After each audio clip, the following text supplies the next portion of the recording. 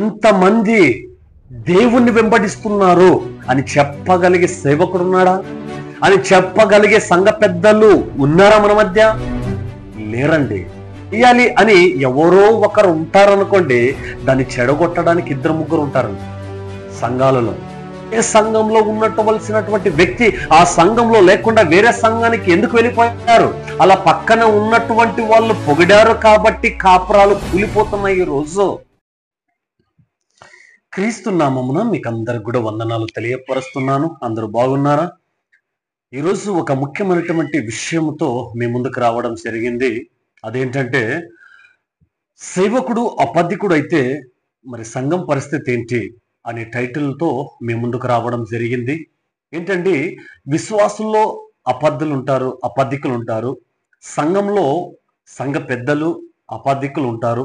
అయితే సంఘ కాపరి కూడా అబద్ధికుడు ఉంటాడా అని ఒకవేళ మీకు ప్రశ్న వచ్చినట్లయితే, ఎస్, ఈరోజు కొన్ని సంఘాల్లో మనం చూస్తున్నాము.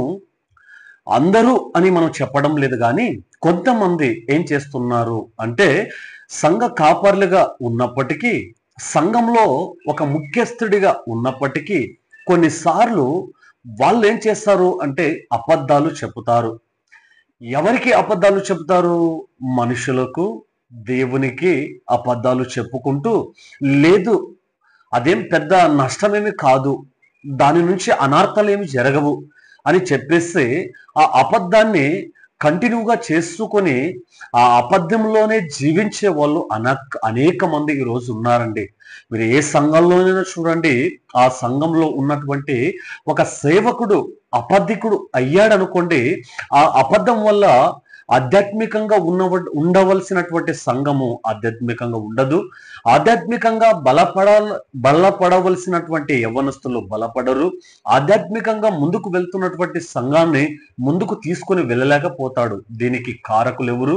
దీనికి కారణం ఎవరు అని మీరు ఆలోచన చేస్తే మనకు ఈరోజు చాలా మంది కనిపిస్తారండి.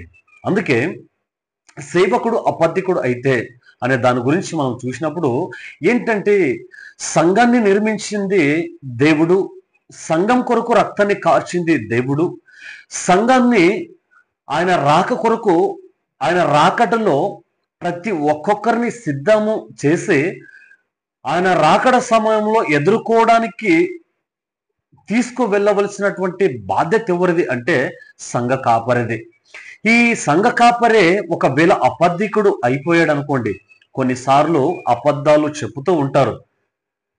అవి అబద్ధాలు చెప్పినప్పటికీ కూడా, అయ్యా ఈరోజు ఏముంది, ప్రార్థన ఉంది, మీరు వస్తారా అంటే ఆ వ్యక్తి ఏదో ఒక అబద్ధాన్ని చెప్పి తప్పించుకునే ప్రయత్నము చేస్తాడు. ఇది కొన్ని సంఘాల్లో మనం చూస్తాము. అన్ని సంఘాలు అని నేను చెప్పడం లేదు, కానీ కొన్ని సంఘాల్లో దేవుడు అంటే భయం భక్తి లేకుండా, సంఘం అంటే గౌరవము లేకుండా, ఇది దేవుడు తన రక్తము ద్వారా కొనుక్కున్నటువంటి సంఘాన్ని నేను కాపాడుకోవాలి, ఈ సంఘాన్ని నేను భద్రపరచుకోవాలి, ఈ సంఘాన్ని నేను ప్రభు కొరకు నిలబెట్టాలి అని ఆశ కలిగిన వాళ్ళైతే ప్రతి ఒక్క ప్రార్థనలో పాల్గొంటారు, ప్రతి ఒక్క కూడికలో పాల్గొంటారు. ఎందుకు అంటే, నేను సంఘ కాపరిగా ఉన్నాను, నేను సంఘంలో ముఖ్యస్థుడిగా ఉన్నాను, కాబట్టి నా సంఘాన్ని నేను చూసుకోవాలి. ఒక సంఘ కాపరి ఏ విధంగా అయితే తన కుటుంబాన్ని తను చూసుకుంటాడో, అదే ప్రకారంగా దేవుడు అంటున్నాడు, సంఘాన్ని కూడా అదే విధంగా చూసుకోవాలి. నీ కుటుంబాన్ని నువ్వు ఏ విధంగా చూసుకుంటావో అదే విధంగా సంఘాన్ని కూడా చూసుకోవాలి. ఉదాహరణకు, కుటుంబంలో ఏదైనా లేకపోతే తొందరగా నువ్వేం చేస్తావు? స్పందిస్తావు. ఏదైతే లేదో, ఏదైతే తక్కువ ఉందో, ఏదైతే తక్కువ పడిందో దాన్ని తీసుకొని రావడానికి నువ్వు వెళ్తావు. అదే ప్రకారంగా సంఘాన్ని ప్రేమించే వ్యక్తిగా నువ్వు ఉన్నట్లయితే, సంఘాన్ని గౌరవించే వ్యక్తిగా మీరు ఉన్నట్లయితే, మీరు కూడా ఆలోచన చేస్తారు, నా సంఘంలో ఈరోజు ఏం తక్కువ ఉంది? ప్రార్థన తక్కువ ఉందా? వాక్యము తక్కువ అయిందా? లేకుంటే విశ్వాసాలు తక్కువ అయిపోయినారా? ఆధ్యాత్మికంగా బలపడడం లేదా? ఎందుకని నా సంఘము ఈ రోజు ఇలా అవ్వడానికి కారణం ఏంటి? ఎప్పుడైనా ఆలోచన చేశారా? ఎప్పుడైనా దాని గురించి పట్టించుకున్నారా? ఈ రోజు నీ శరీరం గురించి ఆలోచిస్తున్నావు, పట్టించుకుంటున్నావు. నీ తినేదాని గురించి, తిరిగేదాని గురించి, డబ్బు గురించి, సంపాదన గురించి మీరు మీరు జాగ్రత్తగా చూసుకుంటున్నారు కానీ సంఘము విషయానికి వచ్చేసరికి ఎందుకు సోమరిలుగా అయిపోతున్నాము కొన్నిసార్లు? సంఘము విషయానికి వచ్చేసరికి ఎందుకు బలహీనులుగా అయిపోతున్నాం? సంఘము విషయానికి వచ్చేసరికి ఎందుకు మనల్ని మనము అది ఇంట్రెస్ట్ చూపించవలసినటువంటి విధంగా చూపించలేకపోతారు కొంతమంది? అంటే వాళ్ళలో ఏముంది?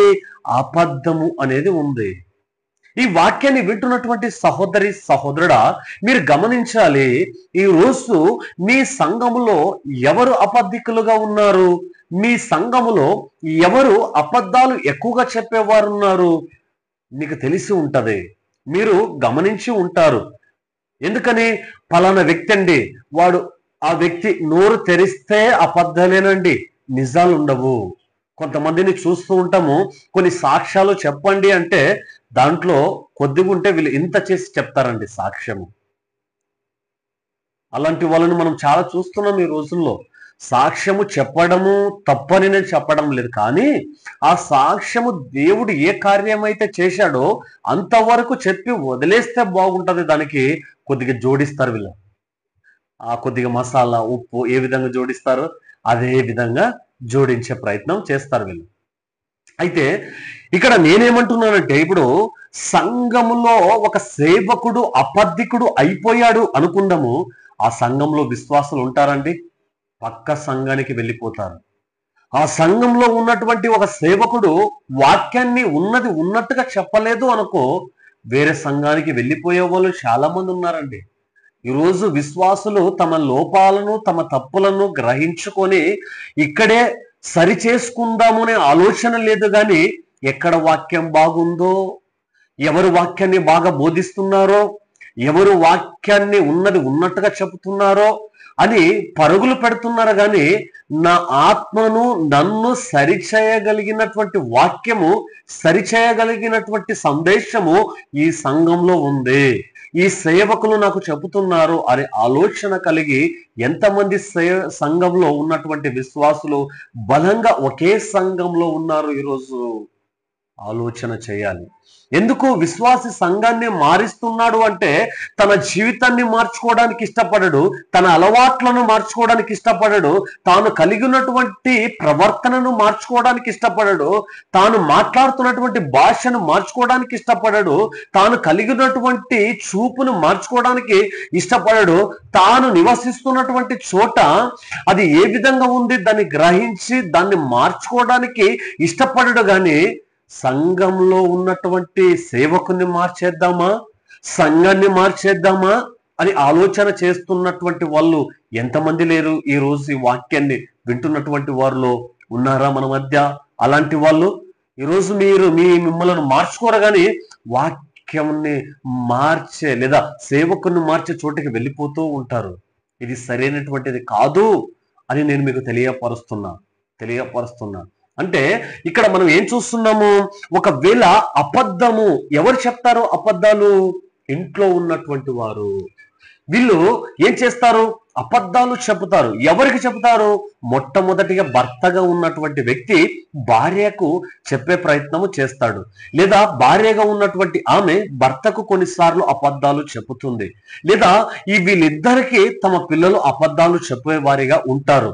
ఈరోజు ఈ వాక్యాన్ని వింటున్నటువంటి సహోదరి సహోదరుడా, ఒకవేళ నువ్వు కాలేజీకి వెళ్తున్నావేమో, పనికి వెళ్తున్నావేమో, ఉద్యోగానికి వెళ్తున్నావేమో, వ్యాపారానికి వెళ్తున్నావేమో, అనేక చోట్ల నువ్వు వెళ్తున్నప్పటికీ కూడా ఉన్నటువంటి వాస్తవాన్ని మీరు చెప్పకుండా అబద్ధాలు చెప్పి మీరు మీ జీవితంలో ముందుకు వెళ్ళే వ్యక్తులుగా ఒకవేళ ఉన్నారేమో. స్కూల్కి అని చెప్పేసి, కాలేజీకి అని చెప్పేసి, సినిమాలకు వెళ్ళే వాళ్ళు ఎంతమంది లేరు? స్నేహితులను వెంట పెట్టుకొని అలా ఒక రౌండ్ తిరిగి వస్తాము అని చెప్పేసి చెడు తిరుగుళ్ళు తిరిగే వాళ్ళు ఎంతమంది లేరు? ఈరోజు ఈ వాక్యాన్ని వింటున్నటువంటి వారిలో అలాంటి వాళ్ళు ఉన్నట్లయితే జాగ్రత్త, మీరు చాలా ప్రమాదంలో ఉన్నారు. ఆ ప్రమాదంలో ఉన్నారు కాబట్టి దేవుడు అంటున్నాడు, మీరు అబద్ధాలు చెప్పకూడదు. ఈరోజు ఎంతమంది ధైర్యంగా ఈరోజు నా తల్లికి కావచ్చు, నా తండ్రికి కావచ్చు, నా భర్తకు కావచ్చు, నా భార్యకు కావచ్చు, నా ఇంట్లో ఉన్నటువంటి వాళ్ళకు కావచ్చు, నా సంఘంలో ఉన్నటువంటి సంఘ పెద్దలకు కావచ్చు, లేదా సంఘ కాపరికి కావచ్చు, ఈ రోజు లేదా ఆ రోజు లేదా పలానా రోజు నేను అబద్ధమే చెప్పలేదండి, అబద్ధమే మాట్లాడనండి అనేవాళ్ళు ఎంతమంది ఉన్నారు మన మధ్య? ఒకసారి మిమ్మల్ని మీరు పరిశీలన చేసుకోవాలి. ఈరోజు సాతాను ఏం చేస్తున్నాడు? ప్రతి ఒక్కరిని వాడుకుంటున్నాడు, ఉపయోగించుకుంటున్నాడు. మొబైల్లో ఏం చూస్తున్నావు? నిజం చెప్పడం లేదు. ఎక్కడికి వెళ్ళావు? నిజం చెప్పడం లేదు. ఎక్కడ తిరిగి వస్తున్నావు? నిజం చెప్పేవాళ్ళు లేరు. ఏం చూస్తున్నావు? నిజం చెప్పేవాళ్ళు లేరు. ఎవరితో స్నేహం చేస్తున్నావు? నిజం చెప్పేవాళ్ళు లేరు. ఎవరితో ఎక్కువ సమయాన్ని గడుపుతున్నావు? నిజం చెప్పేవాళ్ళు లేరు. ఈరోజు మీరు ఎక్కడైనా చూడండి, ఏ సంఘంలో అయినా చూడండి, ఏ ప్రాంతంలో అయినా చూడండి, ఏ ఊర్లో అయినా మీరు చూడండి, ఎక్కడ మనిషిని లేదా మానవుణ్ణి అడిగితే ప్రతి ఒక్కరు చెప్పే సమాధానం ఏంటంటే 80% అబద్ధాల మీద ఆధారపడి ఉంటారు. అబద్ధాల మీదే ఆధారపడి ఉంటారు. ఇంతకీ ఈ అబద్ధాన్ని మనం ఎక్కడ చూస్తామంటే, మొట్టమొదటిగా ఎక్కడ తీసుకువచ్చాడు సాతాను అబద్ధాన్ని అంటే వాక్యంలో నుంచి చూసే ప్రయత్నం మనం చేద్దాం. ఆదికాండము 3వ అధ్యాయము 4 మరియు 5 వచనాల్లో మీరు చూస్తే అక్కడ నుంచి మనం చూసే ప్రయత్నము చేద్దాం.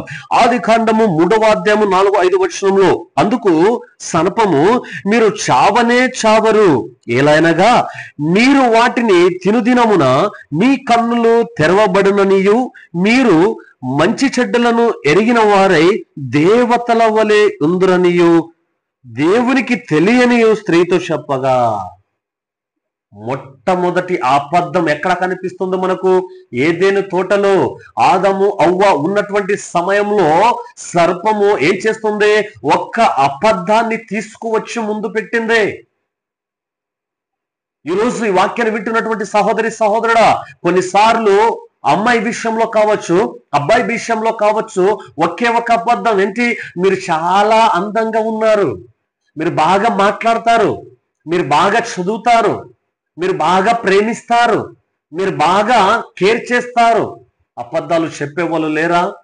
అమ్మాయి ఎలా పడింది? అబద్ధాల వల్ల పడిపోయింది. అబ్బాయి ఎలా పడ్డాడు? అబద్ధాలు చెప్పి పడేశారు. ఈరోజు వాస్తవానికి ఈ లవ్ అనేది ఎక్కడి నుంచి స్టార్ట్ అవుతుందంటే నిజం నుంచి స్టార్ట్ అవ్వదు, అబద్ధాల నుంచే స్టార్ట్ అవుతుంది. ప్రేమ అనేది గుడ్డిది అన్నారు ఆ రోజుల్లో. మరి ప్రేమ అనేది గుడ్డిది అయినప్పుడు ఆ గుడ్డితనంలో వాడు పొగుడుతున్నాడో తెలియదు, ఎందుకు పొగుడుతున్నాడో కూడా గ్రహించలేకపోతారు. ఈరోజు చాలా మంది యవ్వన స్త్రీలు, యవ్వనస్తులు, సంఘంలో ఉన్నటువంటి వాళ్ళు కొంతమంది వీళ్ళు ఏం చేస్తారు? ఎవరో ఒకరు వచ్చి పొగిడారు అంటే పడిపోతారు. అయ్యో మీ చుట్టూ ఎంత పొడగుందో, పడిపోయే వాళ్ళు లేరా? అయ్యో మీరు పట్టుకొని నడిస్తే, చెవులో పెట్టుకొని నడిస్తే, మీ మెల్లో మీ డ్రెస్సు గురించి లేదా బంగారం గురించి, హెయిర్ స్టైల్ గురించి, కటింగ్ గురించి, షర్ట్ గురించి, ప్యాంటు గురించి మాట్లాడినప్పుడు పొంగిపోయే వాళ్ళు లేరా మన మధ్య? ఉన్నారండి. కొన్నిసార్లు ఏం చేస్తాం? పొంగిపోతారు కొంతమంది. అయ్యో అది మీ ఇంట్లో వాళ్ళు పొగిడినప్పుడు పొంగిపోతే బాగుంటది, కానీ పరిచయము లేనటువంటి వాళ్ళు, సంబంధము లేనటువంటి వాళ్ళు మీ గురించి పొగిడినప్పుడు మీరు పొంగిపోతున్నారు అంటే మీరు సాతానుకు అవకాశం ఇస్తున్నారు. సాతానుకు అవకాశం ఇస్తున్నారు. మరి సాతానుకు అవకాశం ఇవ్వకూడదా అంటే ఇక్కడ మనం ఏం చూస్తున్నాము అంటే, మీరు దేవతల వలె అయిపోతారు. ఎంత చక్కగా చెప్పిందండి. ఏమని చెప్పింది? దేవతల వలె మీరు కనిపిస్తారు. కాబట్టి వీడికి ఎవరు దేవత? తల్లిదండ్రులు చూపించినటువంటి సంబంధాన్ని చూసుకోవడానికి ఏమి మాయ రోగం? ఏదో ఒక రోగము. ఎందుకని? నా మనసుకు నచ్చలేదు. మరి ఎవరు నచ్చారు? పలానా వ్యక్తి నచ్చారు. అంటే ఇక్కడ మనం చూస్తున్నాము, సర్పం ఏం చేస్తుందంటే పొగడతలతో ముంచెత్తింది అనే విషయాన్ని మీరు గమనించాలి. పొగడతలు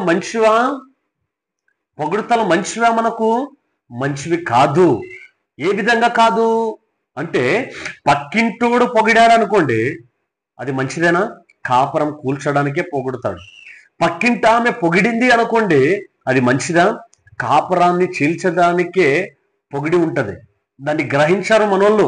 అయ్యో, నా భర్త నన్ను పొగడలేదే, నా భార్య నన్ను పొగడలేదే, నా తల్లిదండ్రులు నన్ను పొగడలేదే, నా పిల్లలు నన్ను పొగడలేదులే. మరి ఎవరు పొగిడారు? పక్కన ఉన్నటువంటి వాళ్ళు పొగిడారు. అలా పక్కన ఉన్నటువంటి వాళ్ళు పొగిడారు కాబట్టి కాపురాలు కూలిపోతున్నాయి ఈ రోజు. అలా పక్కన ఉన్నటువంటి ఎవరో ఒక వ్యక్తి పొగుడుతున్నారు కాబట్టి నువ్వేమైపోతున్నావు? వాళ్ళకు లొంగిపోతున్నావు, పడిపోతున్నావు. ఇది నీకు మంచిది కాదు. ఇది ఆధ్యాత్మికత అనిపించుకోదు. పొగడాలంటే నీ భర్త పొగడాలి, పొగడాలంటే నీ భార్య పొగడాలి, పొగడాలంటే నీ తల్లిదండ్రులు పొగడాడు. కానీ ఎవరో వేస్ట్ గాడు పొగిడాడంటే ఎలా ఎలా నమ్మావు నువ్వు? ఎవరో ఒక వేస్ట్ని పొగిడింది అంటే నువ్వు ఎలా నమ్ముతున్నావు? ఎవరో పనికి మాలిన పోకిరి వాళ్ళు పొగిడారనుకోండి, ఆ పొగిడినటువంటి మాటలకు లొంగిపోతావా? పడిపోతావా? నంబర్ ఇచ్చేస్తావా? సిగ్గులేదు? ఒకసారి ఆలోచన చేయాలి. ఇక్కడ సాతాను వచ్చి అవ్వ దగ్గర ఏం చేస్తుంది? పొగుడుతుంది. నువ్వు దేవతల వల్ల అయిపోతావు, మంచి చెడ్డలు నువ్వు తెలుసుకుంటావు. అది దేవునికి తెలుసు. ఎప్పుడైతే పొగిడిందో ఏమైపోయింది? పడిపోయింది. మీరు గమనించుకోవాలి. ఎక్కడైతే మిమ్మల్ని పొగుడుతారో అక్కడ ఏదో ఒక ప్రమాదం పొంచి ఉంది. ఎక్కడైతే, ఏ స్థలంలో అయితే, నువ్వు పని చేసే చోట ఎక్కడైనా కావచ్చు, ఎవరైతే నిన్ను పొగుడుతున్నారో, పదే పదే పొగుడుతున్నారో, చాలా ప్రమాదంలో ఉన్నావు. నీవింట్లో వాళ్ళు కాకుండా, నీకు నీ రక్త సంబంధికులు కాకుండా వేరే వాళ్ళు పొగిడే యొక్క స్థితిలో నువ్వు వెళ్ళిపోయావు అంటే చాలా ప్రమాదంలో ఉన్నావు. నువ్వు చాలా ప్రమాదంలో ఉన్నావు. ఆ రోజు ఈ యొక్క సర్పం ఏం చేస్తుంది? పొగుడుతుంది. దేని ద్వారా? అబద్ధాల ద్వారా. అబద్ధాల ద్వారా. ఒక్క అబద్ధానికే పడిపోయావా? ఒక్క అబద్ధానికే పడిపోయావా? ఏం కాదులేరా, ఏం కాదంటే సినిమాకి వెళ్దాంపా, ఏం కాదు. తాగుదాంపా, ఏం కాదు. తిరగదాముపా, ఏం కాదు. ఒకవేళ అమ్మ నాన్న అడిగితే, ఒకవేళ భార్యనో భర్తను అడిగితే, ఇంట్లో ఉన్నటువంటి వాళ్ళు అడిగితే ఏదో ఒకటి చెప్పేద్దాం. వాళ్ళు ఏమైనా చూస్తారా? వాళ్ళు ఏమైనా ఇక్కడికి వస్తారా? వాళ్ళకి ఏమైనా తెలుస్తుందా? చూడండి, ఈ నక్క తెలివితేటలు ఎక్కడి నుంచి వచ్చాయి అంటే సాతాను నుంచి వచ్చాయి. సాతాను నుంచి వచ్చాయి. ఇప్పుడు ఆదాము దగ్గర లేదా హవ్వ దగ్గర ఉన్నటువంటి సమయంలో సర్పము వెళ్ళి ఆమెను పొగిడిందంటే ఆమె పడిపోయింది. పడిపోవడంతో ఎక్కడికి వెళ్ళిపోయింది? దేవుని దగ్గర ఉండవలసినటువంటి ఆమె, ప్రతిరోజు దేవునితో మాట్లాడవలసినటువంటి వాళ్ళు ఏమైపోయారు? బయటికి గంటి వేయబడ్డారు. ఎందుకు వచ్చింది ఆ పరిస్థితి? ఎందుకు వచ్చింది ఆ దుస్థితి? బయటికి ఎందుకు గంటి వేయబడ్డారు వాళ్ళు? అబద్ధాలకు చోటిచ్చారు కాబట్టి, అబద్ధాలను నమ్మారు కాబట్టి. ఇంకా కొంతమందిని మనం చూస్తాం, ఏం చేస్తారండి? ఎవరైనా ఏదైనా ఒకటి వచ్చి అబద్ధం చెప్పేస్తే నమ్మేస్తారండి. కొంతమంది నమ్మేస్తారు. పాపం ఎక్కడికి వెళ్ళరు కదండి, ఎక్కడ చూడరు కదండి. ఈరోజు ఎవరు ఏ విషయంలో అయినా వచ్చి అబద్ధం చెప్పాడనుకోండి, తొందరగా నమ్మేస్తారండి చాలా మంది. ఏంటి అక్క, నీకు విషయం తెలుసా? ఏ విషయమే? నీ భర్త లేదా ఫలానామే భర్త ఎవరితో ఎక్కువ మాట్లాడుతున్నాడంట, ఎవరినో ఎక్కువగా చూస్తున్నాడంట, ఎక్కువగా అదే సందుల్లో వెళ్తున్నాడంట. లేరంటారండి అలాంటి వాళ్ళు? చూసామండి చాలా మందిని, చెప్తూ ఉంటారు కొంతమంది. అదేవిధంగా భార్య విషయానికి వచ్చేసరికి, అదిగో నీ భార్య అక్కడక్కడ తిరుగుతుందంట, మాట్లాడుతుందంట, గంటల తరబడి అక్కడే ఉంటుందంట. నమ్మేసే వాళ్ళు ఎంతమంది లేరు? అదే ఒకవేళ అమ్మాయి గురించి అబ్బాయి గురించి అయినట్లయితే, హలో పలానా వాడి కుమారుడు, పలానా ఆమె కుమార్తె ఏం చేస్తున్నారు? ఆ సొందుల్లో ఎక్కువ ఉన్నారంట, వాళ్ళతో ఎక్కువ తిరుగుతున్నారంట, ఎక్కువగా మాట్లాడుతున్నారంట, ఎక్కువగా కలుస్తున్నారంట. అంటే అంత అనుకుంటూ వెళ్ళిపోతుంది. కానీ వాస్తవంగా అలా ఉందా అంటే లేదండి, ఉండదు. అది కొంతమంది ఉంటారు అలాంటి వాళ్ళు ఉన్నప్పుడు మనం ఏం చేసుకోవాలంటే సరిచూసుకోవాలి. అంటే ఇక్కడ మనం చూస్తాము, పొగుడ్తలు మంచివా అంటే అది ప్రమాదము. ఒకవైపు పొగుడ్తలు మంచివా అంటే అది మనల్ని ఏదో నష్టంలోకి తీసుకువెళ్తుంది. అలా నష్టములోకి మీరు వెళ్ళకూడదని ఈ వాక్యము ద్వారా మీకు ఏం చేస్తున్నాను? నేను తెలియపరుస్తున్నాను. మరి ఈ అబద్ధాలు ఎక్కడి నుంచి వచ్చాయి? సాతాను నుంచి వచ్చాయి. అందుకే యేసుక్రీస్తు ఈ భూమి మీద ఉన్నప్పుడు ఒక మాట ఆయన నోటిలో నుంచి వచ్చినటువంటి మాటను గమనించే ప్రయత్నం మనం చేద్దామండి. యోహాను రాసినటువంటి సువార్త 8వ అధ్యాయము 44వ వచనం ఒకసారి చూడండి. అక్కడ ఏం రాయబడి ఉంది? యోహాను రాసినటువంటి సువార్త 8వ అధ్యాయము 44వ వచనము. మీరు మీ తండ్రి యగు అపవాది సంబంధులు, మీ తండ్రి దురాశలు నెరవేర్చగోరుచున్నారు. ఆది నుండి వాడు నరహంతకుడయ్యుండి సత్యమందు నిలిచిన వాడు కాడు, వాని యందు సత్యమే లేదు. వాడు అబద్ధమాడునప్పుడు తన స్వభావము అనుసరించే మాటలాడును. వాడు అబద్ధికుడును అబద్ధమునకు జనకుడునై ఉన్నాడు. ఎవరై ఉన్నారంట? అబద్ధానికి జనకుడు అంటే తండ్రి. ఈరోజు అబద్ధము మాట్లాడుతున్నటువంటి వాళ్ళు ఎవరైతే ఉన్నారో వాళ్ళందరికీ తండ్రి ఎవరు అంటే సాతాను. సాతాను. మరి సాతాను అంటే ఇప్పుడు ఏం చేయాలి? ప్రశ్నించుకోవాలి. ఏమని ప్రశ్నించుకోవాలి? నేను అబద్ధాలు మాట్లాడుతున్నానా, వాస్తవం మాట్లాడుతున్నానా? నేను అబద్ధాలు మాట్లాడుతున్నానా, నిజాలు మాట్లాడుతున్నానా? నేను అబద్ధము మాట్లాడుతున్నానా, సత్యాన్ని మాట్లాడుతున్నానా? కాబట్టి ఎవరైతే అబద్ధము మాట్లాడతారో వాళ్ళకి జనకుడు ఎవరు? తండ్రి ఎవరు? సాతాను అని యేసుక్రీస్తు చెప్పాడు ఇక్కడ. మరి ఈరోజు మిమ్మల్ని మీరు పరిశీలన చేసుకోవాలి. నేను అబద్ధం మాట్లాడుతున్నానా, సత్యం మాట్లాడుతున్నానా? నేను ఉన్నది ఉన్నట్టుగా మాట్లాడుతున్నానా, లేనిది కూడా కలిపి మాట్లాడగలుగుతున్నానా? ఏం చేయాలి? ఆలోచన చేసుకోవాలి. ఆలోచన చేసుకోవాలి. అయితే మన అంశ ప్రకారంగా ఏం చూస్తున్నాం మనము? సేవకుడు అబద్ధికుడు అయితే అది సంఘము చాలా ప్రమాదంలో ఉన్నట్టు. చాలా ప్రమాదంలో ఉన్నట్టు. మరి సేవకుల్లో కొంతమంది అబద్ధికులు లేరా అంటే అబద్ధికులు ఉన్నారు. అబద్ధికులు ఉన్నారు. ఎలా అబద్ధికులు ఉన్నారు అంటే దేవుడు నన్ను పిలిచాడు సేవకు. వాస్తవంగా దేవుడు పిలిచాడా? లేదు లేదు లేదు. పిలువకుండానే పిలిచాడు. దర్శనం కలిగిందా? కలగలేదు. కానీ నాకేం కలిగింది? దర్శనం కలిగింది. దేవుడు నన్ను ఏమి చెప్పమన్నాడు? పెళ్లి చేసుకోమన్నాడు. దేవుడు ఏం చేయమన్నాడు? పేరు పెట్టి పిలవమన్నాడు. ఎక్కడ చూస్తున్నాం ఇవన్నీ? అబద్ధికునిలో చూస్తున్నాము. అబద్ధ మాటలు మాట్లాడే వారిలో చూస్తున్నాము. అందుకే యేసుక్రీస్తు అంటున్నాడు, సత్యాన్ని మాట్లాడే వాళ్ళు ఎంతమంది ఉన్నారు? చాలా తక్కువ మంది ఉన్నారు సత్యాన్ని మాట్లాడేవాళ్ళు. ఈరోజు నీ పెదల నుంచి ఏం రావాలి? అబద్ధం రావాలా, సత్యం రావాలా? ఈరోజు నీ సంఘంలో నువ్వు ఉన్నావంటే సత్యము పలకాలా, అబద్ధము చెప్పాలా?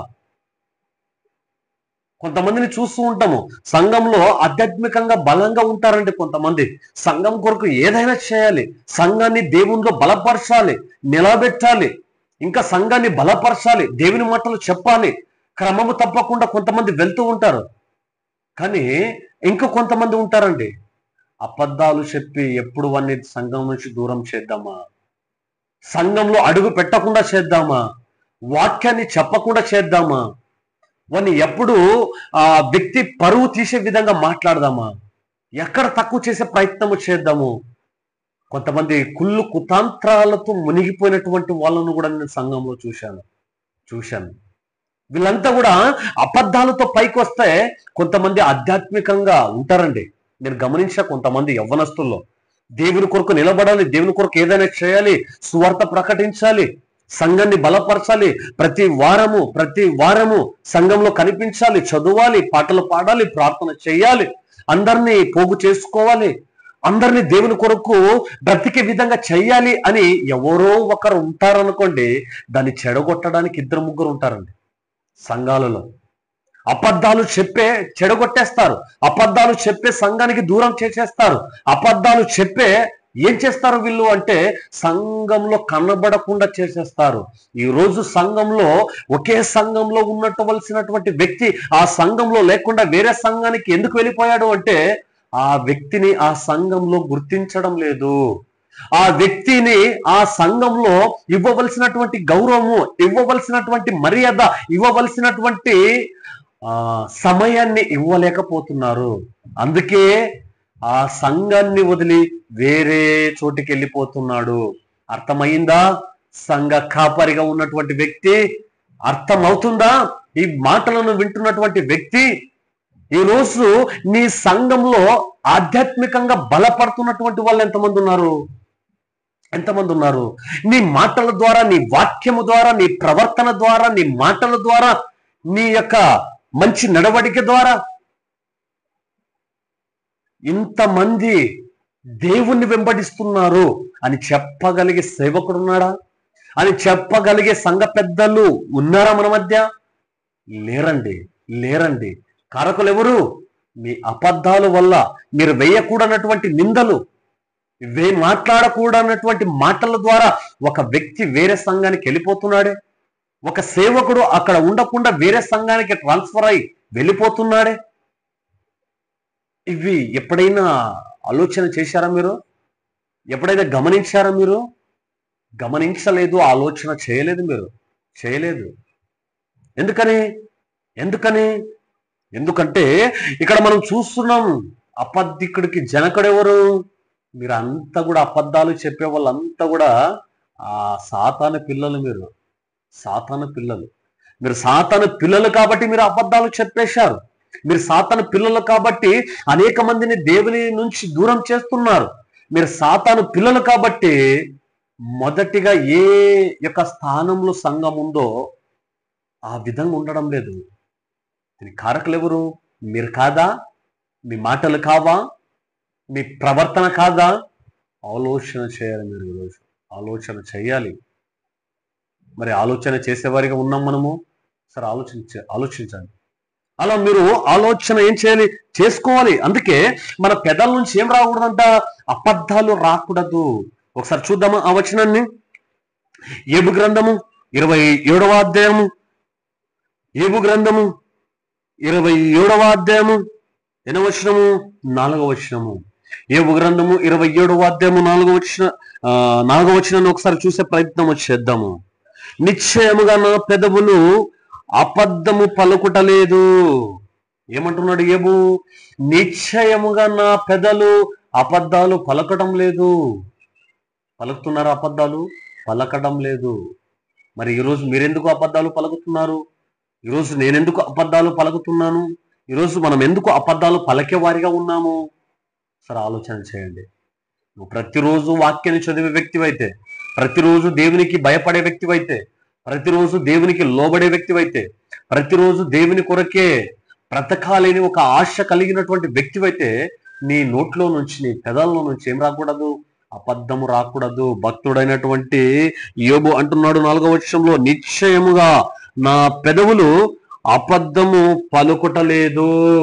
నా నోరు ఏం చేయడం లేదంట? అబద్ధము పలకడం లేదు. మరి ఎవరు అబద్ధం పలికేది? మీరు కాదా? మరి ఎవరు అబద్ధాలు పలికే వాళ్ళు? మీరు లేరా? ఒకసారి ఆలోచన చేయాలి. ఆలోచన చేసుకోండి. దేవుడు అంటున్నాడు, ఆలోచన చేసుకోండి. ఒకవేళ అబద్ధము చెప్పితే ఏమవుతుందండి? అబద్ధం వల్ల ఏమి నష్టం? అంత నష్టం ఏం జరుగుతుంది అంటే ప్రకటన గ్రంథంలో చూసే ప్రయత్నం చేద్దాం. ప్రకటన గ్రంథము 21వ అధ్యాయము, అక్కడ ఒక మాట రాయబడి ఉంటుందండి. ప్రకటన గ్రంథము 21వ అధ్యాయము 27వ వచనంలో మనకు ఒక మాట కనిపిస్తుంది. ఏం కనిపిస్తుందంటే, గొర్రె పిల్ల యొక్క జీవ గ్రంథమందు రాయబడిన వారే దానిలో ప్రవేశింతురు గాని నిషిద్ధమైనదేదైనను అసహ్యమైన